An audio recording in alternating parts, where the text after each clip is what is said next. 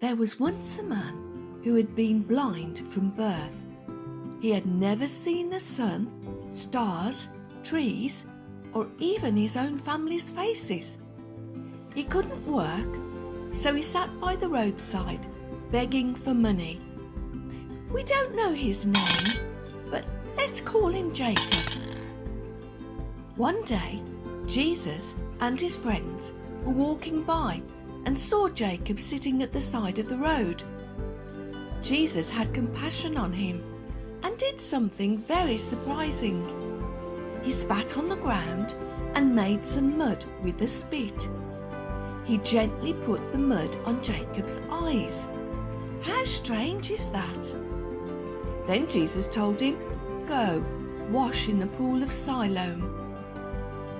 With the help of friends, Jacob made his way to the pool and washed the mud off his eyes. Immediately he could see. Whoa! For the first time, he saw the sparkling water of the pool, the bright blue sky, and all the people around him. He was so happy. He rushed back home. His neighbours could hardly believe their eyes. Some asked, "Isn't this the man who used to beg because he was blind?" But others said, "No, it just looks like him." Jacob shouted out, "It's me! I was blind, but now I can see." They asked him, "How did this happen?" He told them how Jesus made some mud and put it on his eyes and told him to wash in the pool of Siloam. The neighbours decided that they should tell the Pharisees, the religious leaders, about Jacob's healing. The Pharisees asked him how and when he was healed, and he told them all about it. But instead of being happy, the Pharisees were annoyed because Jesus has healed him on the Sabbath, the day when no one was supposed to do any kind of work. How crazy is that? The Pharisees called his parents. They questioned Jacob and his parents again and again about what had happened. "I've already told you," he said.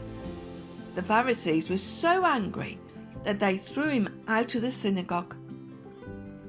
Well, if the Pharisees didn't want to see Jacob again, there was one person who certainly did: Jesus.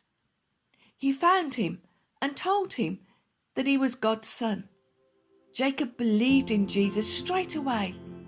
He thanked and praised him for what he had done. Jesus told Jacob that he'd come to do something very special. He had come to bring God's light into the world so that all who believed in him might know the love and forgiveness of God.